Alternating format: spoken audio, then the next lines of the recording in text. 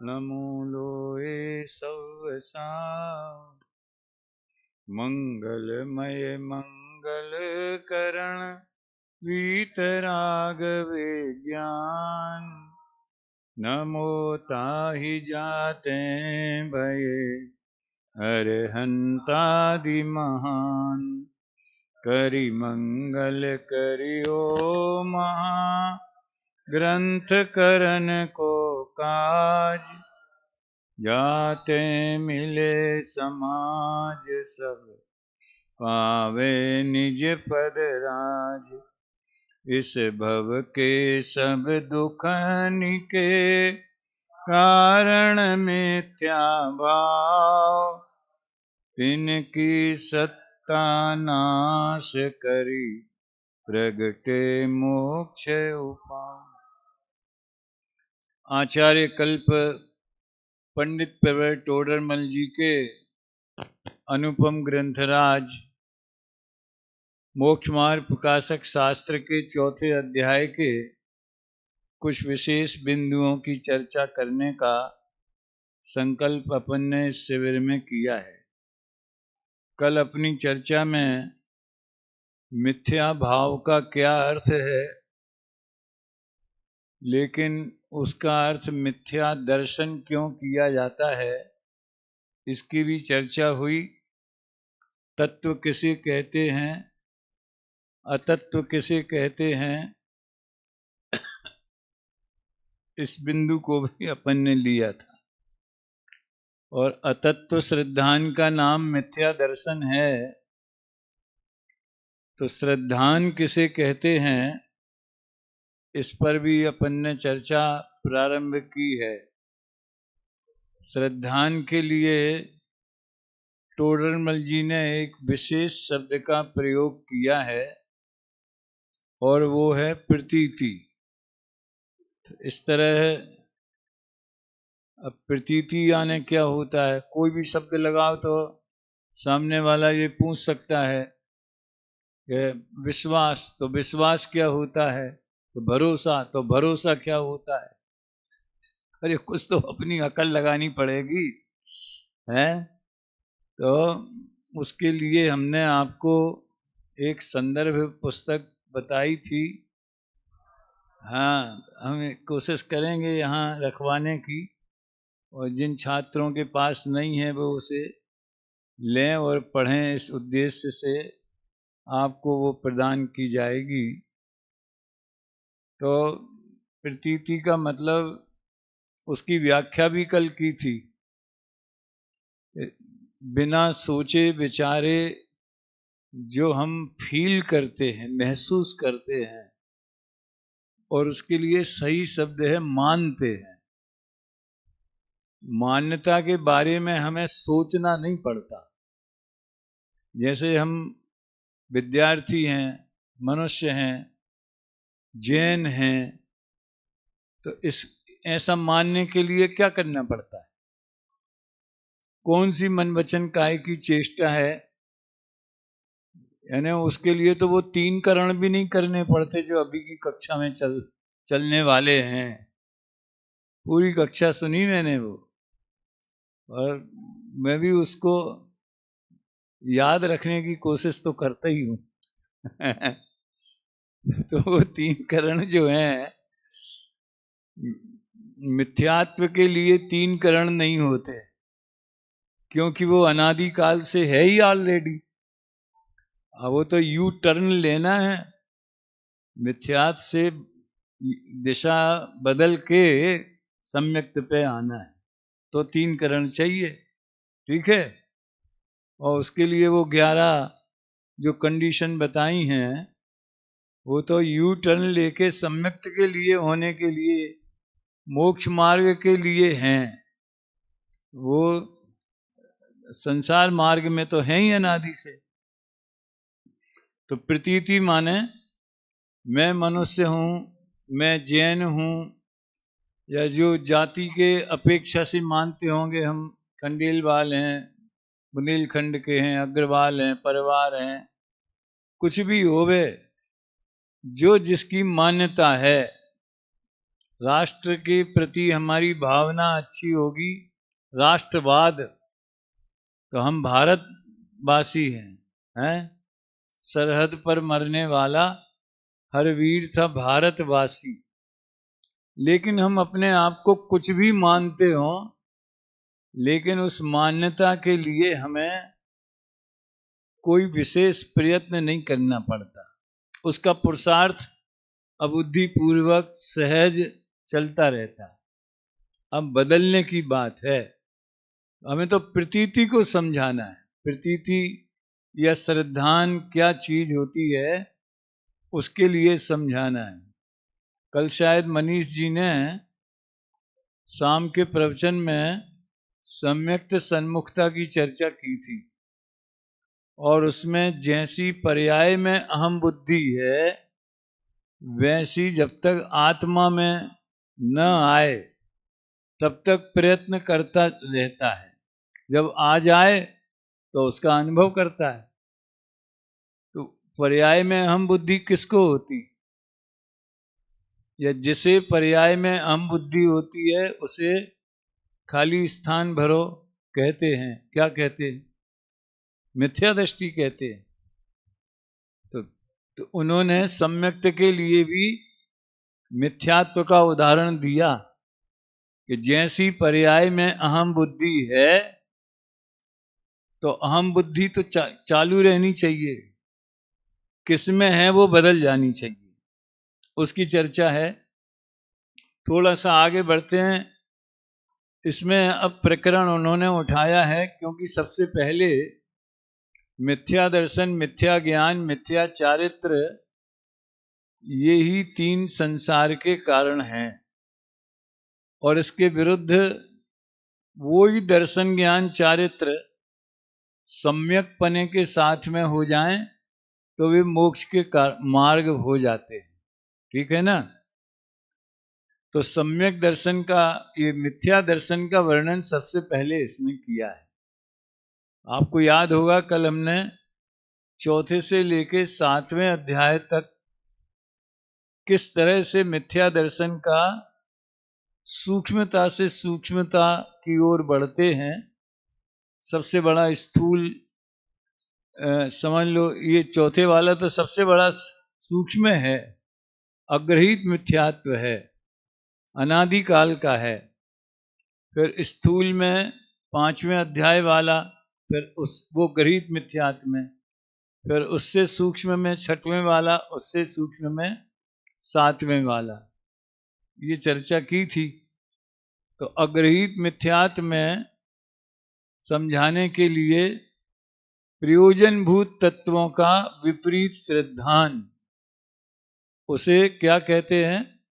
अग्रहित मिथ्यात्व कहते हैं। जीवादि प्रयोजन भूत तत्व सरधे तेन माही विपर्य यत्व, उनमें विपरीत पना वो इसमें काफी विस्तार से समझाया है। एक बात आपको कभी मैंने कही होगी कि 6 ढाला अगर पहले लिखी होती और मोक्ष मार्ग प्रकाशक बाद में लिखा होता, तो हम बड़े आराम से ये कह सकते थे कि ये 6 ढाला की टीका है। लेकिन अब उल्टा हो गया, मोक्ष मार्ग प्रकाशक पहले लिखा गया और 6 ढाला बाद में लिखी गई। तो क्या कह सकते हैं फिर? तो ये कह सकते हैं कि ये मोक्ष मार्ग प्रकाशक का संक्षिप्त काव्य रूपांतर है, उसकी समरी है, हैं? तो प्रयोजन भूत और अप्रयोजन भूत के लिए बढ़िया प्रश्न उठाया है इसमें। केवल ज्ञान के बिना सर्व पदार्थ यथार्थ भाषित नहीं होते, और यथार्थ भाषित हुए बिना श्रद्धान नहीं होता। तो ये तो बड़ी समस्या की बात आ गई। सुनो ध्यान से इस बात को। यही समस्या वो जो सवेरे कक्षा चल रही थी ना यहाँ निश्चय व्यवहार वाली, है, अभी शुरू नहीं हुआ वो विषय, अभी तो भूमिका ही बनी है। तो उसमें प्रमाण नयैरधिगम, प्रमाण और नय के द्वारा पदार्थों का ज्ञान किया जाता है। यही है ना उस सूत्र का मतलब। कौन से पदार्थों का? जीवा जीवा जीवाश्रव संबल निर्जरा मोक्षास तत्वम तन्निसर्गाद अधिगमाद्वा। समझ में आया? और फिर प्रमाण नये अधिगमा। अब समस्या ये है, मिथ्या दृष्टि को तो न नए होता है न प्रमाण होता है। सच्चे नए और प्रमाण कब होते हैं? किसमें होते हैं? सम्यक ज्ञान होने पर। सम्यक ज्ञान के अंग है ना प्रमाण और नए। अरे हाँ ना तो बोल कुछ भी। है? आजकल हमारे साथी लोग बहुत बुलवाते हैं, हाँ जी के ना जी, ऐसा। और सम्यक ज्ञान कब होता है? सम्यक दर्शन के साथ में। तो सम्यक दर्शन के बाद में या साथ में ही सम्यक ज्ञान होने पर प्रमाण नए पैदा होते ज्ञान में। वो ज्ञान के भेद हैं, श्रुत ज्ञान के भेद हैं प्रमाण और नए। और वो कहते हैं कि इनके द्वारा 7 तत्वों को जानो और फिर सम्यक दर्शन करो। अब क्या है समाधान? वो उसी ने पूछना, जो सुबह क्लास लेते हैं उनको पूछना। ये प्रश्न मैं आपको दे रहा हूँ, नोट कर लो, किसी को अगर याद न रहे तो। मैं सुनूंगा कल इसका उत्तर।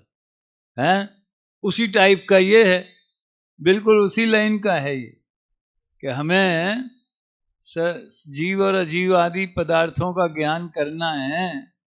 तो वो केवल ज्ञान के बिना तो सारे पदार्थ जानेंगे नहीं, जाने बिना श्रद्धा नहीं होगा, तो कैसे करें?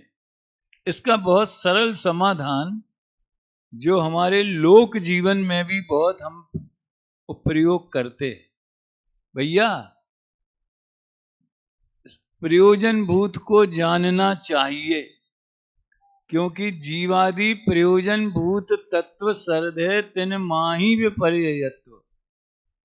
आत्महित के लिए मैं कौन हूं और मेरे से भिन्न जो है वो कौन है, यानी जीव और अजीव का भेद विज्ञान, और हेय और उपाधि। आत्महित के लिए 2 बिंदु आवश्यक हैं। कौन कौन से? स्व पर का भेद विज्ञान और हेय उपादेय का भेद विज्ञान, उनकी जानकारी। उसमें यह बात शामिल है कि जो हेय हैं वो त्यागने योग्य हैं और जो उपादेय हैं वो ग्रहण करने योग्य हैं, ये इसमें शामिल है। तो जीवादि तत्वों में ये सब आ जाते हैं। अब समस्या तो इनने यही उठाई। आगे भी इसी टाइप का प्रश्न है, देखो 79 पेज पर। 79 निकालो जरा, सबसे बीच में। पहले जीव अजीव पदार्थ कहे, उनमें तो सभी पदार्थ आ जाते हैं, उनके सिवा अन्य पदार्थ कौन रहे जिन्हें अप्रयोजन भूत कहा है। यानी अप्रयोजन भूत कौन है और प्रयोजन भूत कौन है? अजीव में, अजीव कितने हैं दुनिया में? कितने? 5। चेतनता बिन सो अजीव है, पंचभेद ताके हैं। अब पुद्गल तो उनकी तो दुनिया बहुत ही ज्यादा विस्तृत है। फिर धर्मास्ति अधर्मास्ति आकाश काल। तो हम सारे अजीवों को जाने और सारे जीवों को जाने, तभी तो सब जीव अजीव का श्रद्धान करेंगे। तो देखो, किसी भी पदार्थ को जानने की 2 दृष्टियां होती, एक प्रयोजन भूत और एक अप्रयोजन भूत। तो प्रयोजन भूत माने जैसे कि ये स्पीकर है, इसे हम 2 दृष्टियों से जानेंगे। प्रयोजन भूत तो ये मैं नहीं हूं, मेरा नहीं है, मैं इसका कर्ता भोक्ता नहीं हूं, ये जानना प्रयोजन भूत है। सम्यक दर्शन के लिए या आत्महित के लिए क्या जानना प्रयोजन भूत है? कोई भी पर पदार्थ हो, शरीर भी, कि मैं नहीं हूं, मैं इसका स्वामी नहीं हूं, ये मैं इसका कर्ता भोक्ता नहीं हूं, ये मेरा कर्ता भोक्ता नहीं है। समझ में आया है ना? और अप्रयोजनभूत, ये माइक के बारे में कौन सी कंपनी का है, कितने में आता है, कैसे बनता है, कैसे इसके माध्यम से आवाज लाउड कैसे हो जाती है, ये जो बातें हैं ना, ये इसके निर्माणकर्ता के लिए प्रयोजनभूत हो सकती, इसका व्यापार करने वाले के लिए प्रयोजनभूत हो सकती, आत्महित मुमुक्षु के लिए, सम्यक्त सन्मुख मिथ्या दृष्टि के लिए ये प्रयोजनभूत नहीं है। हर चीज में लगा लेना, दुनिया की कोई भी चीज होवे, आत्मा में भी सुनो, अपने जीव पदार्थ में भी प्रयोजनभूत दृष्टि से अपने को देखना और अप्रयोजनभूत दृष्टि से देखना, तो असंख्यात प्रदेश तो हमें दिखते नहीं है। अरे तुम्हारे लिए प्रयोजनभूत नहीं, क्यों घबराती, केवल ज्ञान हो जाएगा तब दिखने लगेंगे। ऐसी बहुत सी बातें हैं। वो सदगुणी हानि वृद्धि नाम सुना है आप लोगों ने? स्वभाव अर्थ पर्याय प्रयोजनभूत है कि अप्रयोजनभूत है?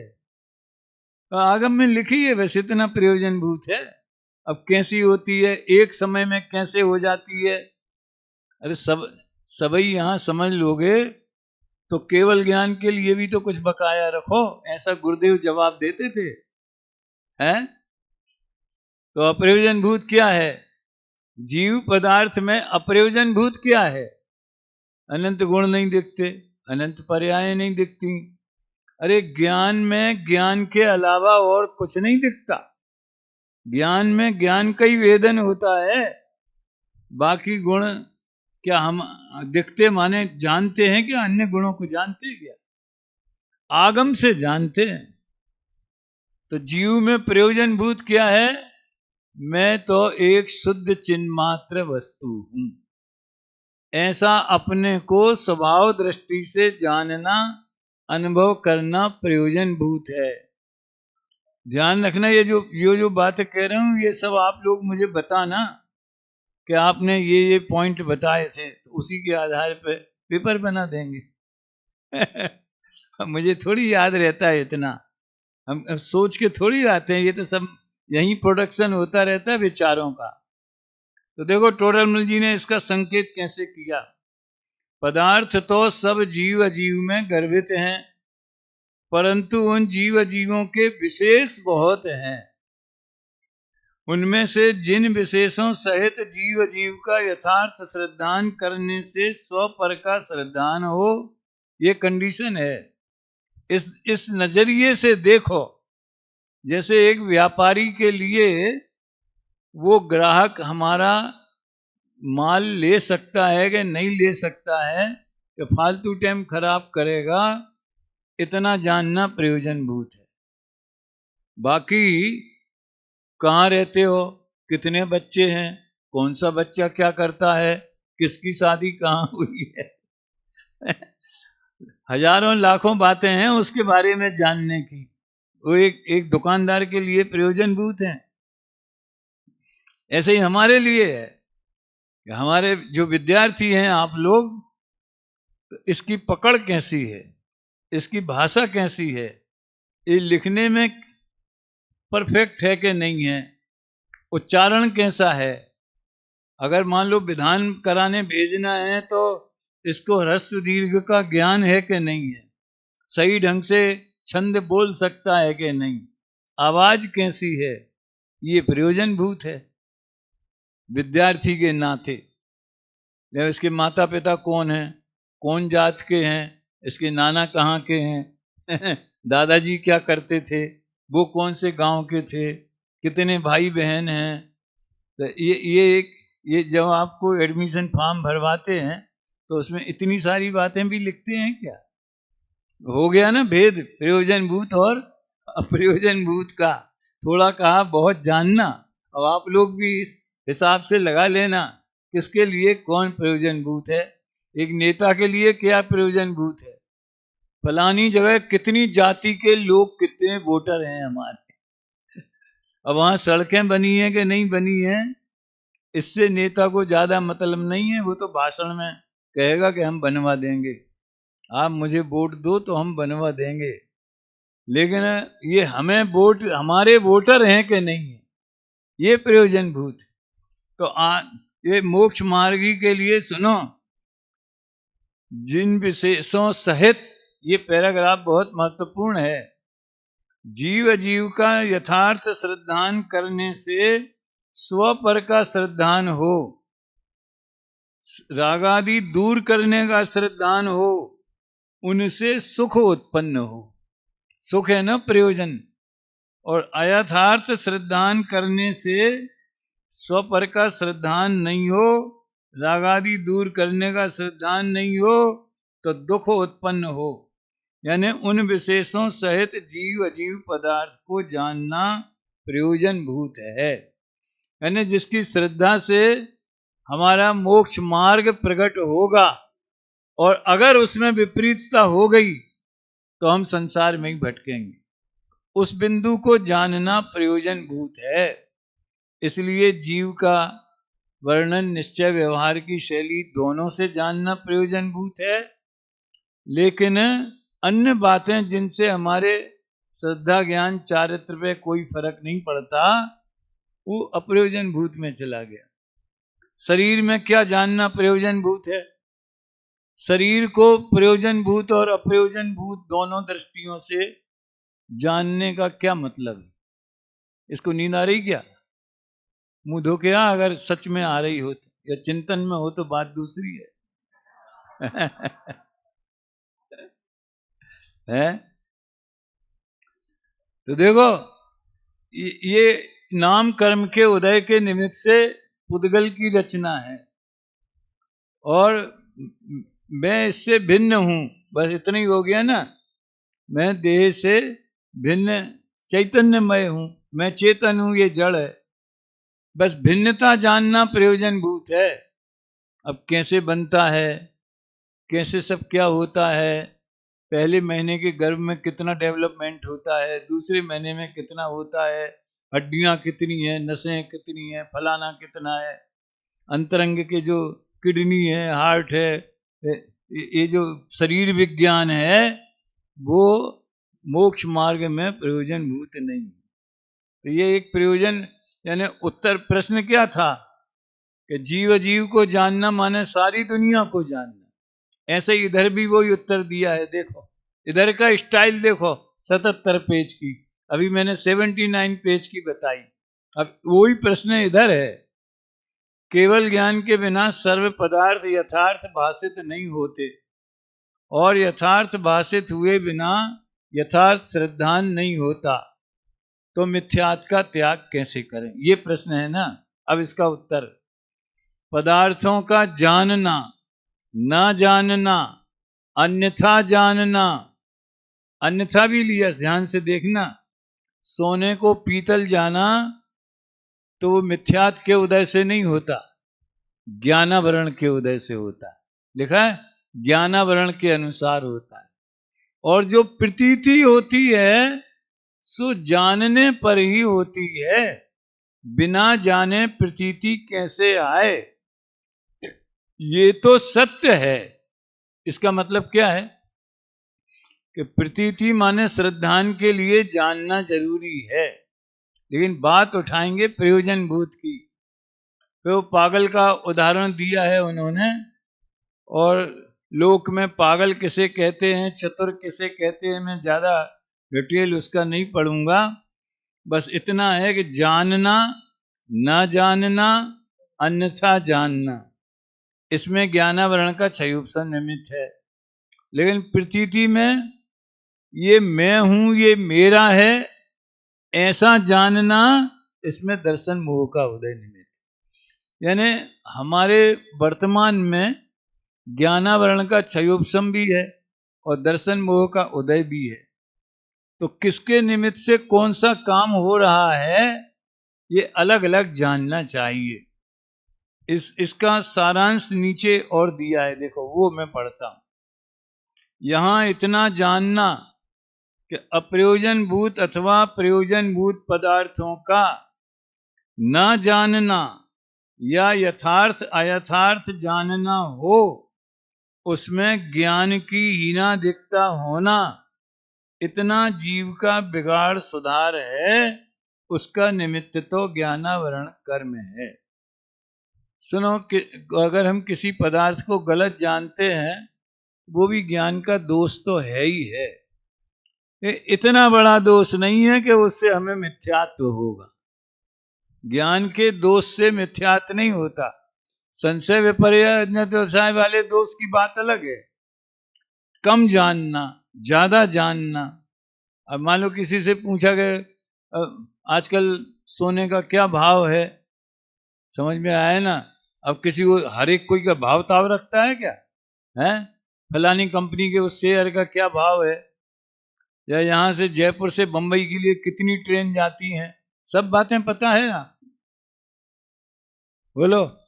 तो नहीं जानते तो वो ज्ञान की कमी तो है, लेकिन उससे हमारे मिथ्यात्व और सम्यक्त पे कोई फर्क नहीं पड़ता।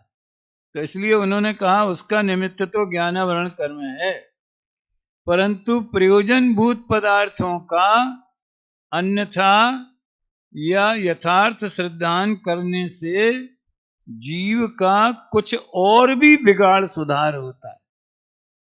प्रयोजनभूत कौन? वही जीवादि प्रयोजनभूत तत्व, 7 तत्व, यानी स्व और पर और हे उपाधि। इन 4 में ही 7 तत्व आ गए ना। स्व और पर में जीव जीव आ गए, हे में क्या आ गया? आश्रव बंध आ गए, उपाधि में संबंध निद्रा मोक्ष आ गए, आश्रव के और भेद कर दो तो पुण्य पाप आ गए। 7 कहो या 9 कहो, बहुत ज्यादा फर्क नहीं है। ये प्रयोजनभूत है। ये क्यों है प्रयोजनभूत, ये भी आपको जानना है। इसका ये जानना भी प्रयोजनभूत है। क्या? ये 7 तत्वों को जानना प्रयोजनभूत क्यों है, ये जानना भी विशेष प्रयोजनभूत है। परीक्षा की दृष्टि से है कि नहीं है वो बात अलग है, लेकिन आत्महित के लिए ये प्रश्न आपने अगर वो पढ़ा हो ना, भीतरा विज्ञान पाठमाला का, कोई है ऐसे जिनने प्रवेश का भी प्रशिक्षण नहीं किया? अभी सबने किया है ना? नहीं किया? कब करोगे?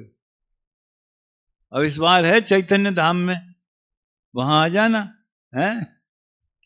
उसमें 7 तत्व वाला पाठ है, उसमें ये पढ़ाया जाता है कि जब जीव अजीव 2 ही हैं मूल पदार्थ, तो आश्रव आदि उनके भेद करके क्यों समझाया? उसका जवाब ये है, यहां तो मोक्ष का प्रयोजन है। तो मोक्ष तत्व को क्यों जानना प्रयोजनभूत है? क्योंकि वो हमारा साध्य है। मोक्ष को हितरूप नहीं जानेंगे तो मोक्ष के लिए प्रयत्न क्यों करेंगे? अब जो जिसको हितरूप जानता है, कोई डॉक्टर बनने में मेरा भला होगा ऐसा मानेगा तो उसके लिए कोशिश करेगा। है अपन को समझ लो शास्त्रीय आचार करने में रुचि है, इसमें फायदा दिखता है, लौकिक नहीं तो अलौकिक सही, तो उसके लिए हम रुचिवंत होते। समझ में आया ना? दुनिया में जिसमें जिसको फायदा दिखता है वो उसके लिए प्रयत्न करता है। तो हमें समझ लीजिए, अगर मुक्त अवस्था सिद्ध दशा प्रकट करने हो, मेरी ऐसी दशा जैसी तुम धारी है, अगर ये हमें उपादेय भूत मालूम नहीं होगी तो हम प्रयत्न क्यों करेंगे? फिर मोक्ष को केंद्र बना के उन्होंने बाकी तत्वों पे घटा दिया। तो जीव जीव को जानना इसलिए जरूरी है कि मोक्ष होना किसका है, हमारा के शरीर का। तो इसलिए जीव को जानना जरूरी है। तो मोक्ष को के लिए संवर निद्रा करना चाहिए, तो संवर निद्रा को जानना जरूरी है। संवर निद्रा आश्रव के निरोध से संवर होता है, समझ में आया ना? और बंध के अभाव से निर्जरा होती है, तो उसको जानना जरूरी है। संपूर्ण अभाव से मोक्ष होता है। यानी सब जो पूरे जो 5 पर्याय रूप तत्व हैं वो मोक्ष के इर्द गिर्द घूमते, केंद्र बिंदु उसमें मोक्ष है। और मोक्ष माने अपना हित, आत्मा का हित मोक्ष ही है। इसको दौलत राम जी ने सुख की भाषा में लिखा है। क्या लिखा है? आत्म को हित है सुख सो सुख। तो देखो, प्रयोजन भूत हो चाहे अप्रयोजन भूत पदार्थ कोई भी होवे, अगर उसमें हम कम ज्यादा जानते हैं उससे ज्यादा फर्क नहीं पड़ता। लेकिन जो प्रयोजन भूत हैं इसको हम लौकिक दृष्टि से भी लगा सकते। कपड़े के व्यापारी को सोना चांदी के भाव जाने न जाने, गलत जाने, कोई फर्क नहीं पड़ता। लेकिन कपड़े के भाव को अगर गलत सलत जान लेवे तो उसको नुकसान हो जाएगा। ऐसा आत्महित में लगाना। ये कितना बढ़िया कमेंट्स है ये। प्रयोजनभूत पदार्थों का अन्यथा या यथार्थ श्रद्धान करने से जीव का कुछ और भी बिगाड़ सुधार होता है। तो प्रयोजनभूत पदार्थ के अन्यथा श्रद्धान में कौन निमित्त है? दर्शन मोह निमित्त है, लिखा है। इसलिए उसका निमित्त दर्शन मोह नामक कर्म है। और बाकी के सब तो ज्ञानावरण के क्षयोपशम से जान। इसी बात को उन्होंने आगे जब मिथ्या ज्ञान वाला प्रकरण आएगा तो और बढ़िया स्पष्ट वहां पर किया है। वो 7 तत्व संबंधी भूल के बाद में वो मिथ्या ज्ञान वाला प्रकरण है। अभी एक और प्रश्न इसमें आया है, देखो। यहां कोई कहे कि जैसा जाने वैसा श्रद्धान करे, ये प्रश्न है। जैसा जाना वैसा श्रद्धान किया। जैसे कि हमने ये जाना कि भाई किसी ने बता दिया कि आप सुबह उठ के ये चीज पानी में मिला के खाओ या मेथी का पानी पियो, उससे फायदा होता है। तो जाना तो हमको वैसे ही श्रद्धान हो गया तो हम वैसे ही करने लगे। समझ में आया ना? तो जाने बिना तो श्रद्धान होगा नहीं। अब जानने पर हो ही जाएगा कि नहीं हो जाएगा इसकी गारंटी नहीं है, लेकिन जानना तो जरूरी है ना आखिर। तो जैसा जाना वैसा श्रद्धान करे, इसलिए ज्ञानावरण के ही अनुसार श्रद्धान भाषित होता है। ये शिष्य का प्रश्न है। ज्ञानावरण के अनुसार माने ज्ञान का क्षयोपशम जैसा होगा उसके अनुसार ज्ञान होएगा और वैसा हम श्रद्धान करेंगे। आप दर्शन मोह को बीच में क्यों लाते हो? दर्शन मोह का विशेष निमित्त कैसे भाषित होता है? देखिए, ये सब प्रकरण का उद्देश्य टोडरमल जी का ये है कि वो श्रद्धान नाम का जो तत्व हमारे भीतर बैठा है, चाहे मिथ्या हो चाहे सही हो, उन्हें श्रद्धा का क्या कार्य है और हमारी वर्तमान परिस्थितियों में मिथ्या श्रद्धा का क्या स्वरूप है, वो अलग से समझाना है। वो ज्ञान और श्रद्धान को अलग से बताना चाहते हैं। इसलिए ये प्रश्न उन्होंने उठाया कि ज्ञानावरण के क्षयोपशम से जो ज्ञान होता है सो होता है, वैसे ही दुनिया मानती है। जैसा जानते हैं वैसा मानते हैं। ये शिष्य ने कहा है, टोडरमल जी ने नहीं बोला, ये ध्यान रखना। टोडरमल जी तो ये कहेंगे बहुत सी चीजें ऐसी हैं कि हम जानते हैं लेकिन मानते कहाँ हैं, और बहुत सी चीजें ऐसी हैं तो जानते हैं तो मानते हैं। जाने बिना श्रद्धान नहीं होगा।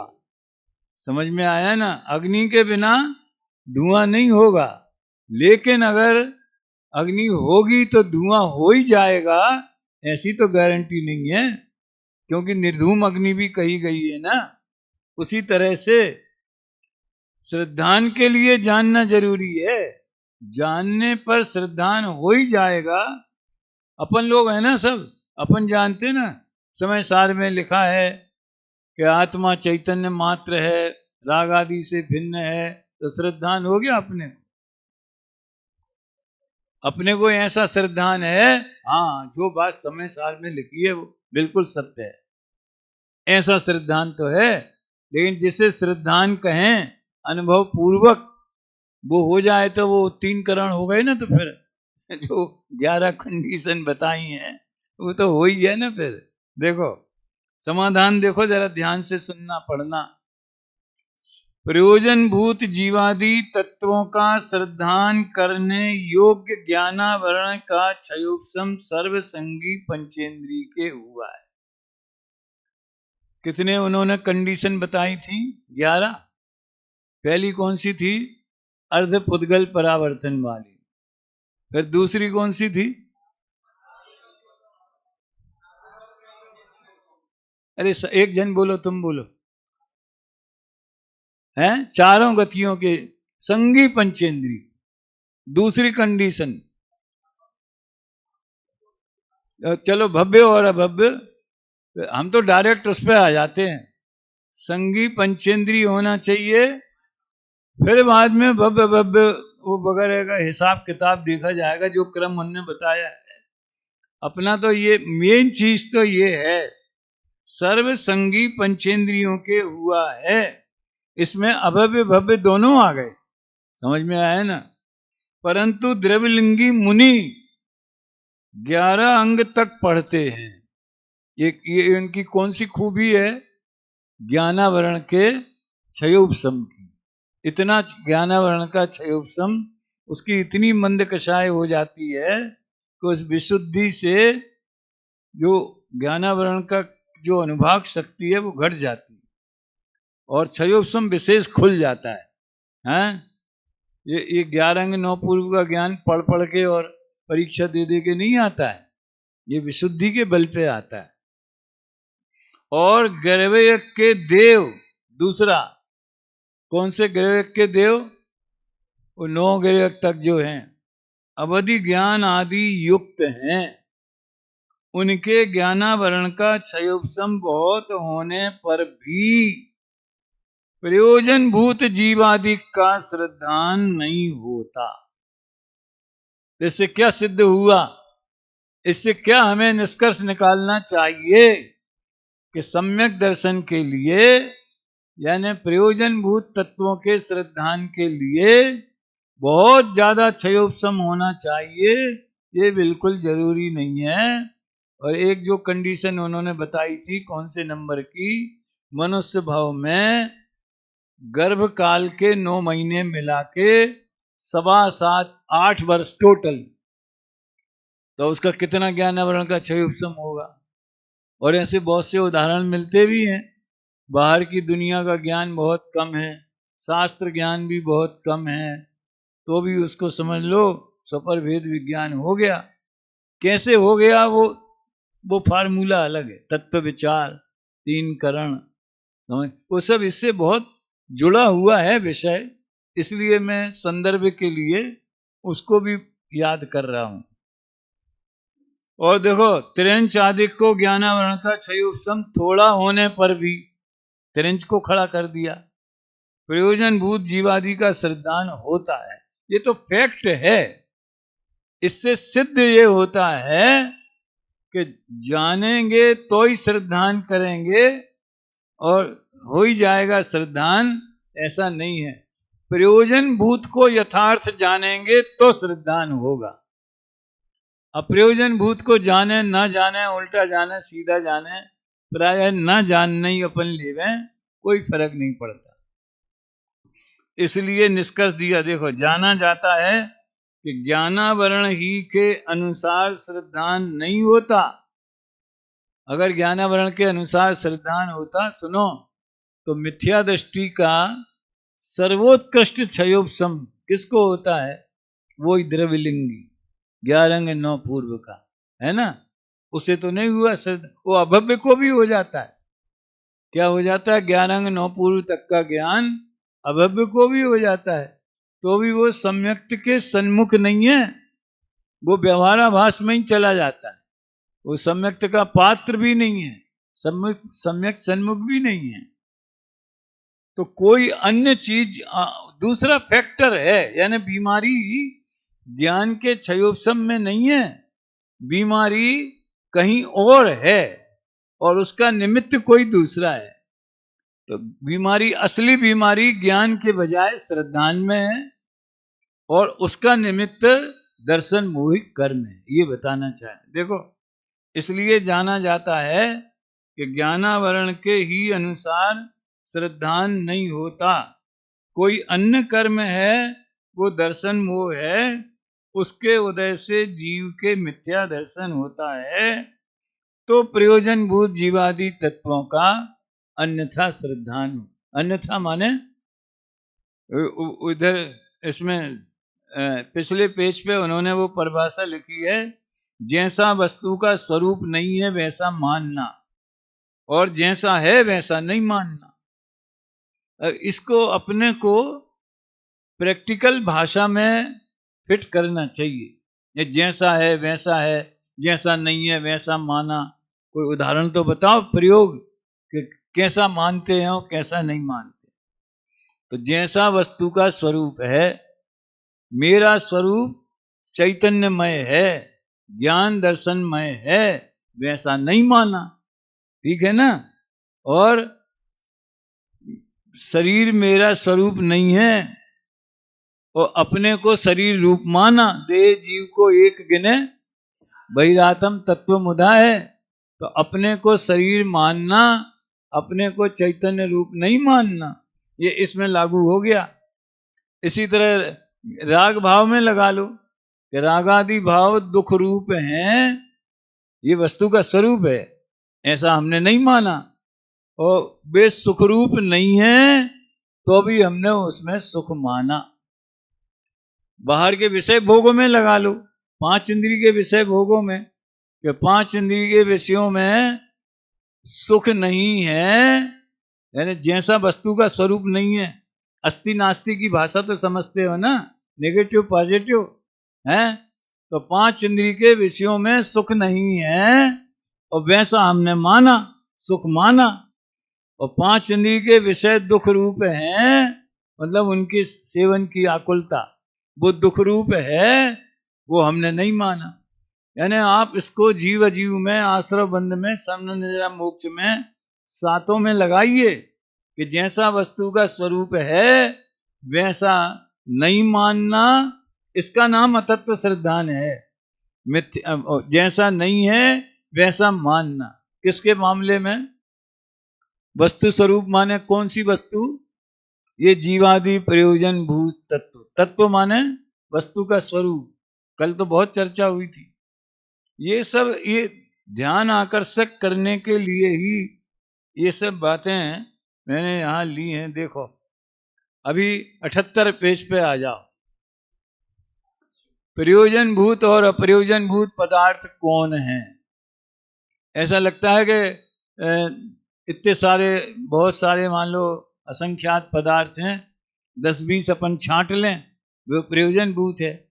आप कोई मॉल में गए हैं और आपको शर्ट खरीदनी है, तो यार ये तो हमारी साइज फिट नहीं बैठ रही है और ये इसका कलर पसंद नहीं है, तो ये अप्रयोजन भूत हो गई। और जो हमें अच्छी लगी वो प्रयोजन भूत हो गई। तो ऐसे पदार्थ, अभी मैंने जो शुरू में कहा कि कोई पदार्थ को किस दृष्टि से देखना, भेद विज्ञान की दृष्टि से देखना प्रयोजन भूत है। अब उसके डिटेल जाने ना जाने, बल्कि ना जानना ज्यादा अच्छा है, क्योंकि जानने में जितना उलझेंगे अप्रयोजन भूत में, उतना हमारा प्रयोजन भूत की ओर ध्यान कम जाएगा। इसलिए युगल जी एक बात कहते हैं, ज्ञान में ज्यादा बोझा नहीं डालना चाहिए, ज्ञान को हल्का फुल्का रखना चाहिए। ज्यादा बोझा के बहुत ज्यादा ज्ञान, इतना ज्ञान, इतना ज्ञान है। अब कितना प्रयोजन भूत है कितना नहीं है, ये हमारे लिए विवेक की बात है। सुनो, प्रयोजन भूत, तो पहला शब्द कौन सा है इसमें? प्रयोजन। तो प्रयोजन क्या है? जे त्रिभुवन में जीव अनंत, सुख चाहे दुख तें भयवंत। सुख वो हमारे लिए प्रयोजन भूत है। अब इसकी तो चर्चा इसमें भी कई जगह आई है। सुखी होना ही प्रयोजन भूत है।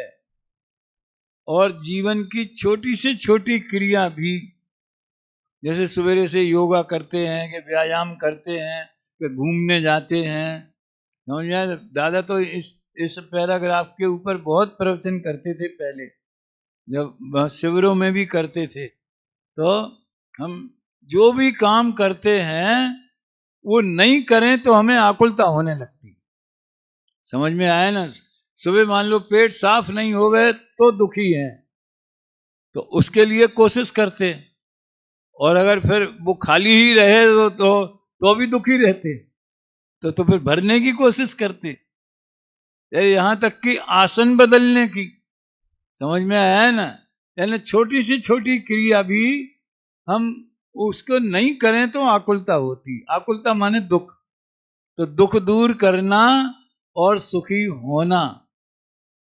संक्षेप में इतना समझ लो कि ये जितनी ये जो हिंसा हो रही है, हत्या हो रही है, इतना जो देखते हैं ना अपन दुनिया में, हैं लोग बाग कितने कितनी क्रूर कांड कर देते हैं, व्यभिचार करते हैं, हिंसा करते हैं, लूट मार करते हैं। काय के लिए करते हैं? तो पैसा इकट्ठा हो जाए, कसाई की पूर्ति के लिए, तो उसके बिना वे अपने को दुखी मानते, और उसके होने पे मैं सुखी हो जाऊंगा ऐसा मानते, इसलिए करते हैं। यानी पापी भी पाप करता है तो सुख के लिए। कोई जीव पुण्य करता है, भक्ति करता है, राम भजन करता है, माला जपता है, तो उल्टा टंगा रहता है, झाड़ पे टंगा रहता है, कि एक टांग से खड़ा रहता है। समझ में आया ना? वो भी सुखी होने के प्रयोजन से, कि ईश्वर प्रसन्न हो जाएंगे और मुझे मोक्ष में बुला लेंगे। यानी दुनिया में जितने भी पाप पुण्य होते हैं और धर्म के नाम पर जो कुछ होता है, एकमात्र सुखी होने के प्रयोजन से होता है। अब सुख क्या है और सुख क्या नहीं है, इसका स्वरूप नहीं जानते। यही तो तत्व चिंतन, तत्व विचार की जरूरत इसलिए है। इस जीव को प्रयोजन तो एक यही है। कौन सा प्रयोजन है? दुख ना हो और सुख हो। देखो कितनी सरल भाषा में अस्ति और नास्ति दोनों पद्धतियों से बात करती है। दुख ना हो और सुख हो। और अभी वर्तमान में क्या है? दुख है और सुख नहीं है। तभी तो हम दुख का अभाव करना चाहते हैं। किसी जीव के अन्य कुछ भी प्रयोजन नहीं, किसी जीव के, यानी चारों गतियों में, एक इंद्री से लेकर के और ऊंचे से ऊंचे देव तक, किसी भी जीव के अन्य कुछ भी प्रयोजन नहीं है। दुख का न होना और सुख का होना एक ही है। ये दो अलग अलग काम नहीं है। प्रकाश होना और अंधकार दूर होना, ये दो काम है कि एक काम है? बोले जाते हैं दो। एक उदाहरण दिया जाता है ना, कि मान लो गवर्नमेंट ने इतने जोड़ों की शादी करवाई हो, शादी विवाह, सामूहिक विवाह करवा देते ना, हैं तो एक एक किसी के घर में शादी हो रही है, तो एक काम हो रहा है, लेकिन शादी हो कितने की रही है? दो की। समझ में आया ना? तो होती है दो की और बोलते हैं एक। यहां पर काम होता है एक, बोला जाता है दो। कौन से दो? दुख, दुख का अभाव और सुख का सद्भाव। दुख का न होना, सुख का होना एक ही है, क्योंकि दुख का अभाव ही सुख है। इस प्रयोजन की सिद्धि जीवादिक का सत्य श्रद्धान करने से होती। अब हमको ये देखना है कि जीवादि का सत्य श्रद्धान करने से प्रयोजन की सिद्धि कैसे होती है, ये उन्होंने बीज डाला है, ताकि इस आगे इसका विस्तार कर सकें कि सात तत्व का स्वरूप क्या है जो उन्हें बताना है। स्वरूप तो बाद में आएगा और आ ही नहीं पाया कायदे से। 9वें अध्याय से शुरू हुआ ना, तो वो बात तो अभी आ ही नहीं पाई। लेकिन अच्छा हुआ सात तत्व संबंधी भूल बता दी, तो साथ में प्रसंगानुसार वो बात भी इसमें आ गई। देखो, प्रथम तो दुख दूर करने में आपा पर का ज्ञान अवश्य होना चाहिए। ये बहुत बढ़िया है। आपा पर का ज्ञान अवश्य। इसी पंक्ति के आधार पर आप समझ लीजिए जब ये विद्यालय भी नहीं खुला था और दादा यहाँ आए थे सन 67 में, तो 1-2 साल बाद ही एक बहुत छोटी सी 16 पेज की एक किताब उन्होंने लिखी थी, उसका नाम था अपने को पहचानिए, और इसी पंक्ति को का विस्तार उसमें उन्होंने किया।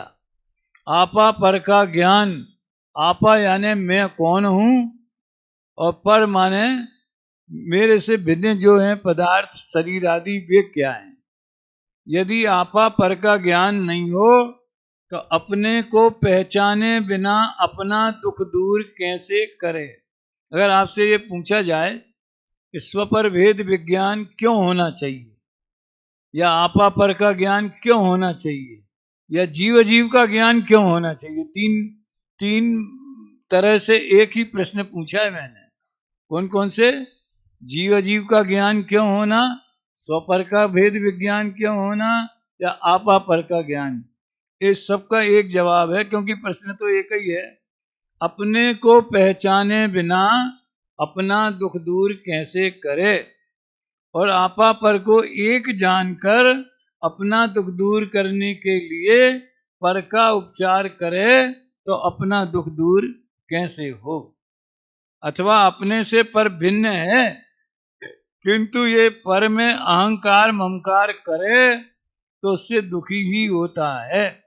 यानी इस पैराग्राफ में उन्होंने आपा पर का ज्ञान किए बिना, स्वपर का ज्ञान किए बिना दुख दूर क्यों नहीं होगा, और उसके ज्ञान से दुख दूर कैसे हो जाएगा, ये इन्होंने एक बहुत संक्षिप्त शब्दों में बता दिया है। बाकी सब इसी का विस्तार है। अपना उद्देश्य यहाँ विस्तार में जाना नहीं है, लेकिन जहाँ मूलभूत बात है, कल से तो अपन ये आगे मिथ्या दर्शन की प्रवृत्ति है, जीव जीव तत्व संबंधी जो भूलें हैं उनकी चर्चा अपन करेंगे। जैसे कि मैंने कहा कि इस सत्र में यहाँ पर 7 तत्व संबंधी भूल कैसी बताई है और 7वें अधिकार में कैसी बताई है। अब कितना हो पाएगा वो कोशिश करेंगे, लेकिन अभी जो जो उसकी बेसिक बातें हैं वो आज मैंने आपको बता दी, और जितने भी हमने पॉइंट बोले हैं वो सब आप नोट करें और उसी के अनुसार प्रश्नोत्तर तैयार करें। अभी यहीं विराम लेते हैं।